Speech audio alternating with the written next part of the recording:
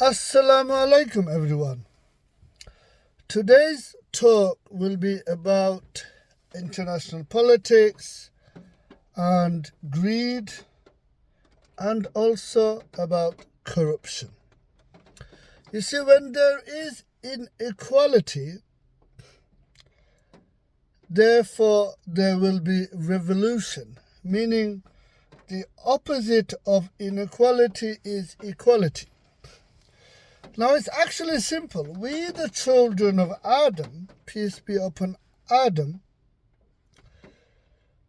we are supposed to share the resources that the Creator Allah has provided us, to us.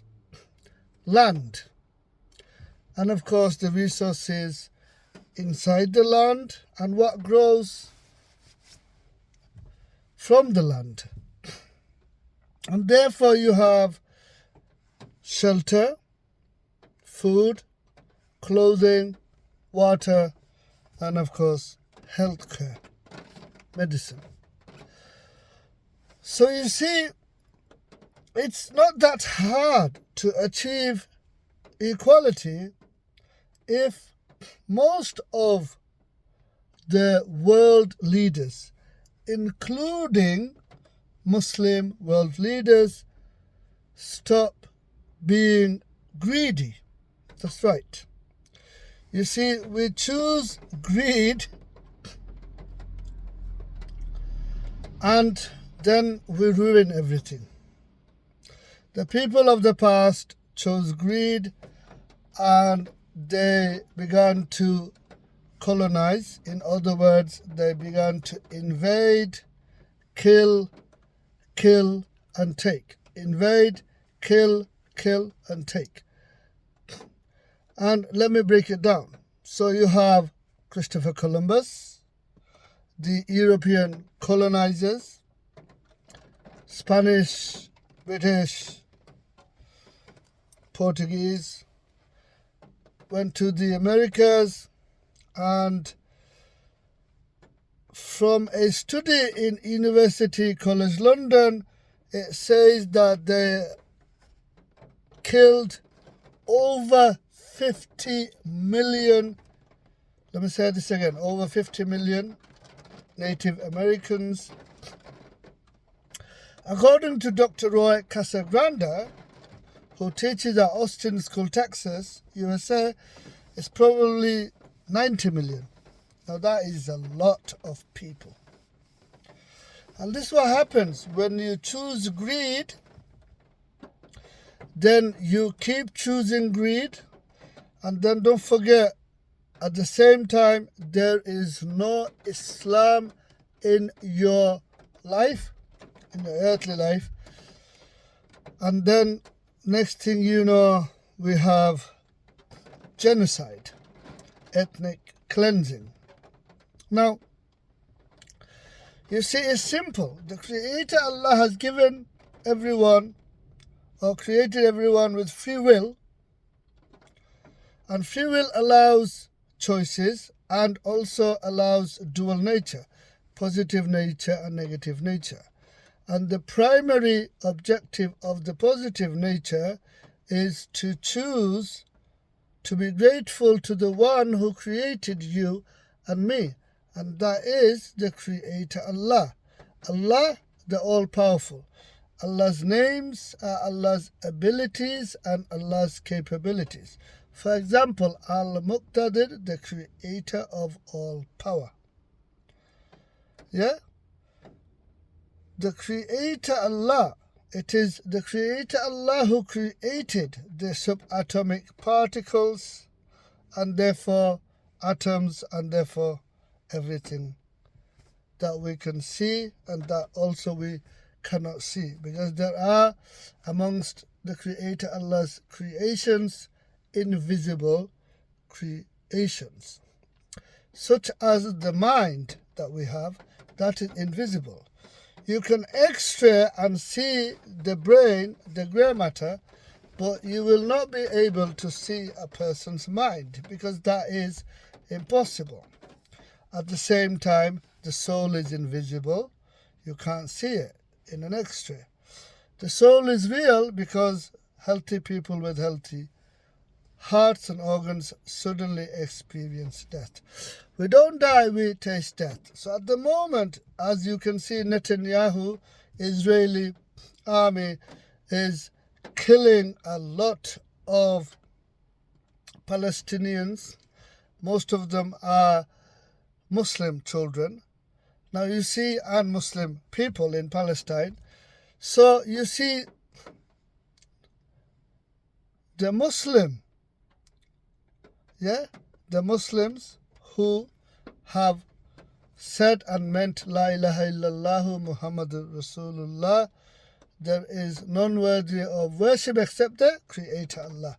In other words, only worship Allah and acknowledge that Muhammad, peace and blessings be upon him, from Allah, is the final messenger and the last prophet. Therefore, a Sunni Muslim. So Sunni Muslims will go to paradise and children. Having said this, the Creator Allah knows best. Now, the non-Muslims, you see, the Creator Allah says again and again, will go in hellfire and stay in hellfire forever. Having said this, the Creator Allah knows best. And you see, sadly, there is this theory called the shock doctrine, also known as disaster capitalism, books by Naomi Klein, a Canadian journalist who has written Shock Doctrine and talks about disaster capitalism, is where a group of people in the 1970s, they basically came together and they basically made this plan that why don't, they basically create problems, therefore conflict, therefore war, and then sell weapons to both sides. And this is sad because selling weapons is basically making money out of killing people. Because in war, people die, children die. That's inevitable. And then, of course, the nationalism is used as well. You should have your own country, shouldn't you? Of course, sometimes we need that because the other country or some people, like Israeli occupation, like the South African apartheid. So, of course, when you see in a given area, when the leaders are being greedy and only looking out for themselves and their families and not bothered about the general public, of course, there will be rebellion and revolution, and therefore, independence, and therefore other countries are born from one country. For example, USSR, and then you have Ukraine and other countries, when it used to be USSR. And so you see, it's about inequality. And as the inequality increases, there will be more revolutions and there will be more rebellion, revolution, rebellion. And what it is, it's sad. It's, disaster capitalism. Now, you see, why is that people are doing all this? This is linked to Darwinism. Now you see, Darwinian theory of evolution is based upon assumptions. In other words, it's bullshit, it's nonsense, it's illogical gumbo jumbo.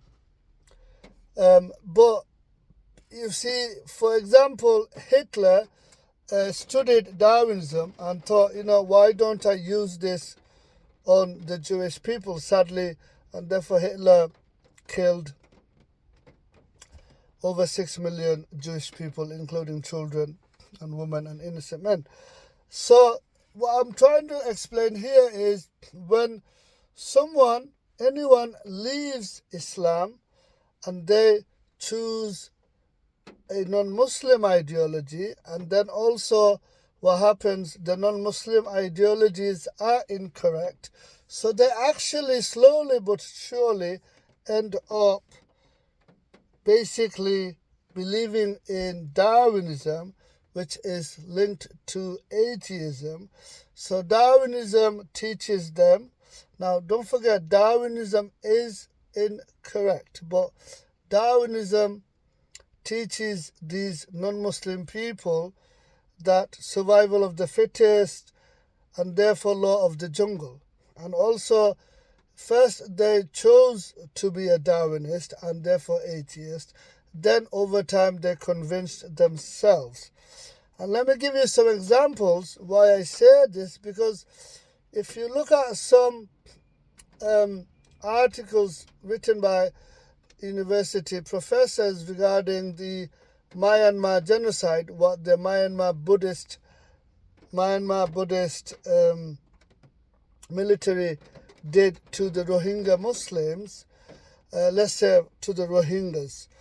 And what they did, so the 4-5 army personnel soldiers would go into a house, they storm in with machine guns and knives, and they would shoot the husband, and they will take their baby from the woman and throw the baby into a fire that they already, created, like a bonfire outside the village, and then they would rape the woman and then shoot the woman, and this is how they did ethnic cleansing of the Rohingya Muslims in Myanmar.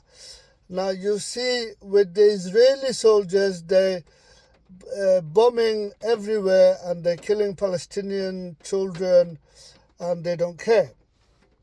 And again, with Hitler's generals used to have breakfast with their family, wife, children, and 2 hours later they're in Auschwitz concentration camp, shooting children and women and putting them into a mass grave filled with sulfuric acid. So the bones would dilute acid, so the bones would basically dissolve quicker, and so they can kill more and put it into the mass graves. Now look at these examples, Myanmar military, Hitler's generals, Netanyahu, Israeli terrorist forces. What we see is that they have convinced themselves that when they die, there is no accountability. So this is basically Darwinism, and Darwinism is pure evil. And this is what they are telling themselves. They are telling themselves, well, when we die, there is no hereafter, there is no afterlife, and therefore there is no accountability. But what they don't understand is that is incorrect, because the true reality is Islam. Because Islam is the correct guidance from the Creator Allah, and Islam has deterrents such as no alcohol, no gambling, no sex before marriage. Islam is the solution to all of humanity. The reason people don't want to accept Islam is so they can't do the haram things. The reason people reject Islam, so they can do these horrible atrocities, like killing and do haram things, taking drugs and so forth. So please like and share, and thank you for listening. My name is Dr. Raja King.